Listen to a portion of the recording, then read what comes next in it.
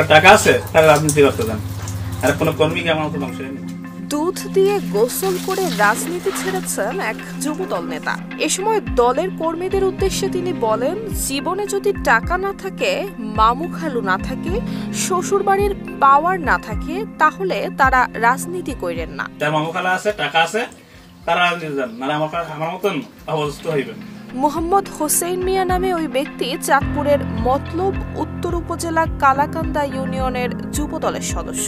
নিজের verified Facebook আইডিতে ওই ভিডিও প্রকাশ করে হোসেন মিয়া লেখেন, তার সাথে ষড়যন্ত্র করা হয়েছে। হোসেন মিয়ার দাবি, বিএনপি এবং আওয়ামী লীগের দোসরদের যোগসাজশে তাকে রাজনীতি থেকে সরিয়ে দেয়া হয়েছে, যার পেছনে ছিল টাকা আর ক্ষমতার ষড়যন্ত্র। তিনি বলেন, তার মতো ক্ষুদ্র কর্মীকে ধ্বংস করা হয়েছে।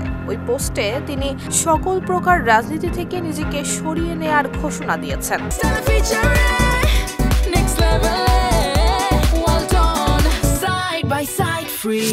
হোসেন মিয়ার ভিডিও এবং বক্তব্য স্থানীয় রাজনৈতিক এবং সামাজিক যোগাযোগ মাধ্যমে জন্ম দিয়েছে নানান আলোচনার। তাকে সমর্থন করে অনেকেই সহানুভূতি জানিয়েছেন, আবার কেউ কেউ এই ঘটনাকে দেখছেন আবেগী সিদ্ধান্ত কিংবা অতিরঞ্জন হিসেবে। নুসরাত জাহান মেহের, ঢাকা পোস্ট।